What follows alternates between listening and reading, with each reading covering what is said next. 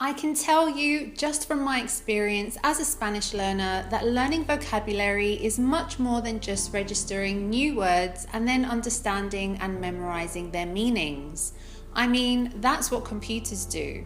For me, a Spanish learner, and for you learning English, learning new vocabulary is a process in which, yes, you do learn the word and its meaning, but that's just the beginning.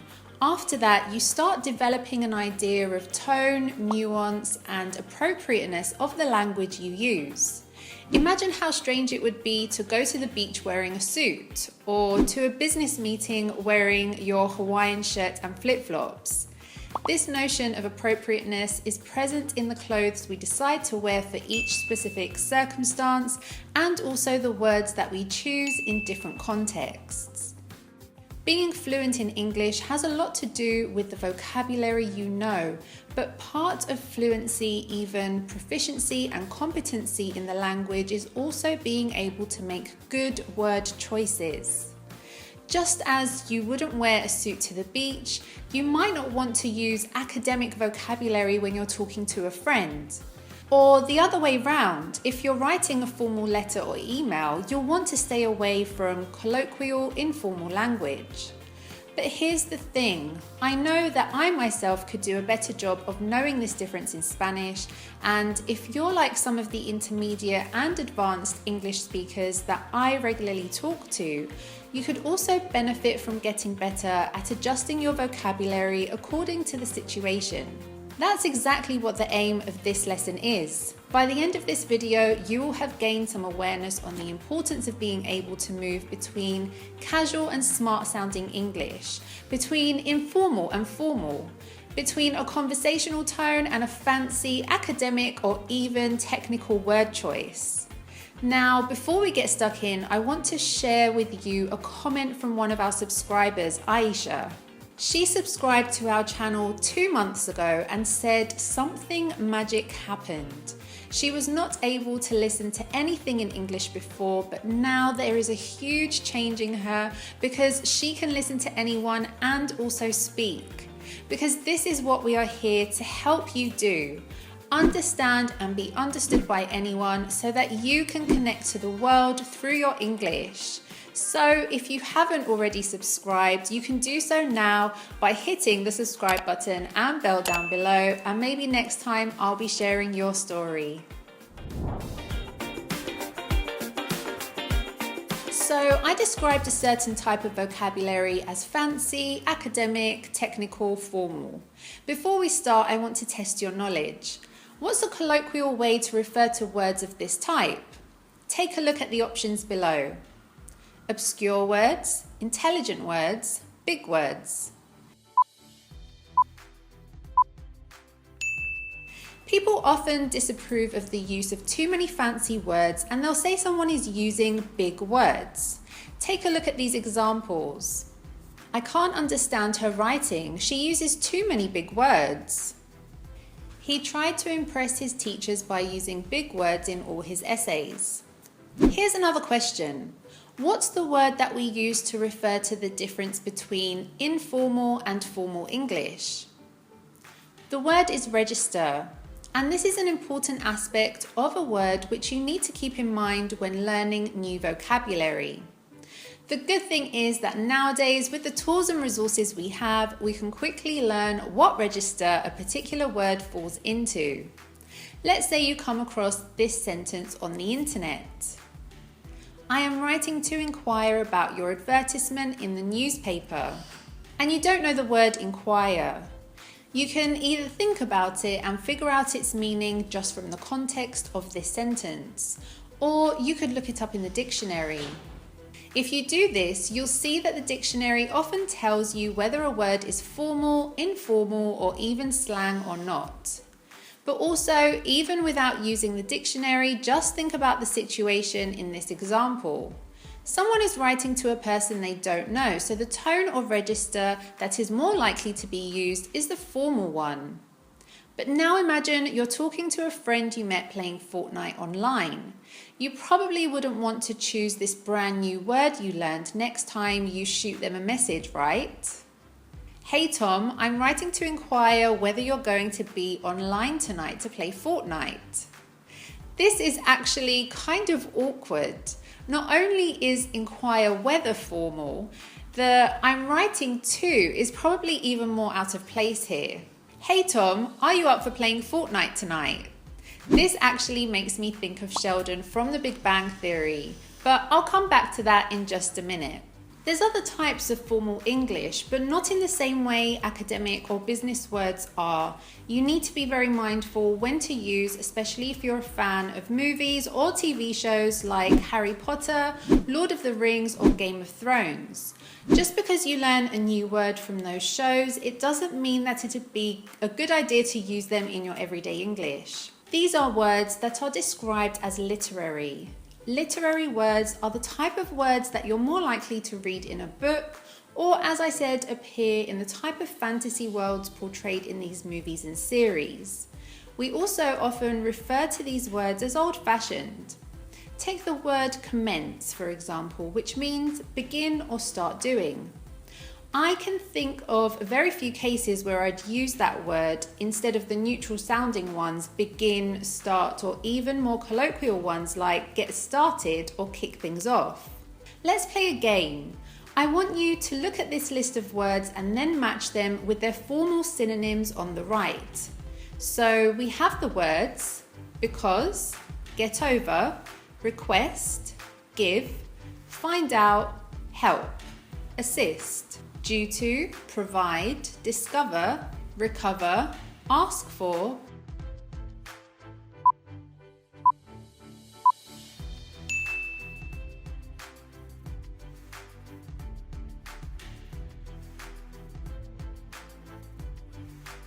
Great job! But wait, there's a formal word infiltrated among the informal ones. Can you spot it?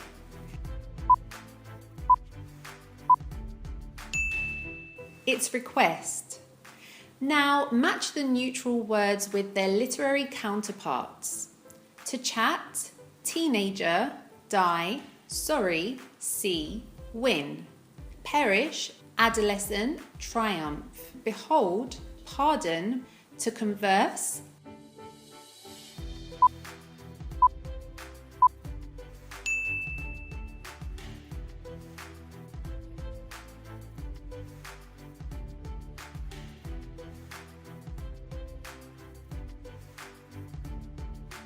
So, which of these words would you use in conversations when using the RealLife English app? You're right to say informal here, as you would use the app to have short and dynamic conversations to practice your English. With the RealLife English app, you can connect with English speakers from all over the world at the touch of a button and for free. That's right, we developed an app to help you practice both your speaking and listening in a fun and meaningful way. So what are you waiting for? You can download it now in the Google Play or Apple App Stores, but I'll also link it here and down in the description below. Now, going back to what I said about Sheldon Cooper, the character from the TV show The Big Bang Theory, he's actually a good example of someone who uses fancy words in normal everyday situations. This is one of the things that makes this show funny. For some reason, Sheldon is unable to use simple words with his friends, and this makes him funny. The audience laughs at his social awkwardness and inability to understand that he should adapt his speech to different contexts.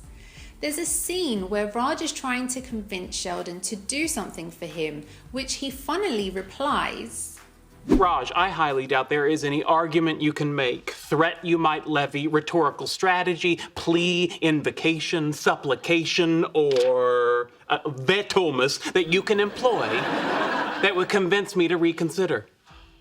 On the other hand, you need to be able to know your way around formal words as well, so that when the situation requires it, you can use your language accordingly. This makes me think of another funny character that in some ways is the opposite of Sheldon. I'm talking about Joey from Friends. There's a scene where Chandler and Monica ask Rachel to write a letter of recommendation. Then Joey says, "How about me? I can write a letter of recommendation for you." Chandler and Monica look surprised and say this. Sure, we would have asked you. We just thought you wouldn't be interested. Yeah, it's just that we don't think of you as really being so much with the words. Wait, oh, hey! What you working on? Oh, Monica and Chandler's recommendation. I want it to sound smart, but I don't know any big words or anything, so... The point is that you need to develop an intuition for when it's okay to use a certain type of vocabulary and beware of some traps you could be falling into. If you're enjoying this lesson, please give it a like, because if you do, it's shown more around YouTube and so more people can watch it and learn with it. Also, if you found this lesson useful, why not share it with a friend or your English learning group? Alright, let's get back to the lesson. This activity is going to help you compartmentalize different types of language constructions to the right register. In writing, where do we want to avoid using contractions like there instead of they are?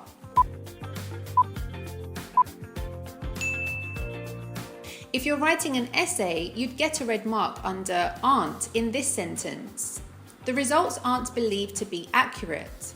In everyday English, you'd change the passive voice in this sentence to the active voice.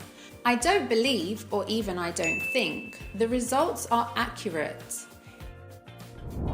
In an informal situation, should you use phrasal verbs?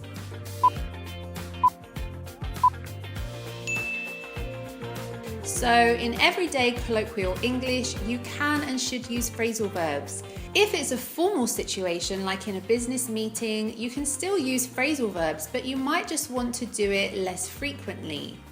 If it's a formal text, then you might want to avoid phrasal verbs altogether. The thing with phrasal verbs though, when you're in a situation where you need to use them, is that, well, they're difficult to remember. If your native language has Latin roots, so if you speak Portuguese, Spanish, Italian, etc., formal words tend to come easier to you because they come from those roots. A Brazilian friend of mine told me that Portuguese speakers tend to sound more formal because they use words that come from the same Latin root, so it's easier for them to learn and memorize them. For example, converse is much more similar to conversar than talk.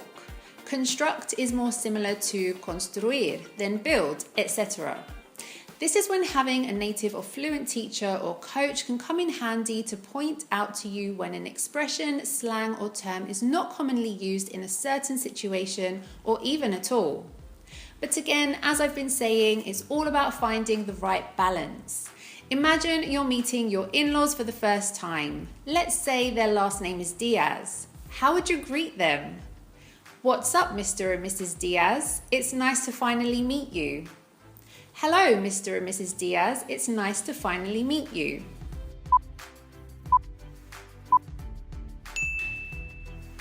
What's up is a great way to greet or say hi to people if you know them well and are friendly with them.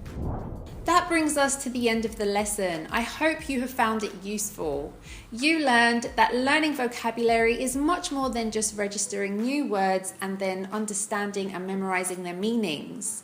You also need to learn things like tone, nuance, and appropriateness of the language you use. You learned about register in English, and you need to recognize when you should use informal English and when formal English. Don't just use big words for no reason. Sometimes it's better to stick to simple everyday English. Also, literary words can make you sound old-fashioned. Hopefully, the quizzes we did to identify formal and literary words helped you better understand the difference. So, you've made it to the end of this video. That speaks very highly of your dedication as an English learner. Now I have a suggestion for a lesson you should watch next. It's called Can't Express Complex Ideas in English? Learn the 5 skills you need. This video is for you if you ever feel that even though you can perfectly use your English to talk about simple things, you still struggle when you need to express more complex ideas. Don't miss out on this amazing lesson. Have you ever felt that even though you can perfectly use your English to talk about simple stuff, You actually tend to struggle when you need to express more complex ideas, particularly when talking to your professor, your boss, or informal situations. I actually suffer from this in Portuguese, and truth be told, that's a challenge even for me in English. I'm sure it's not easy for you in your native language either.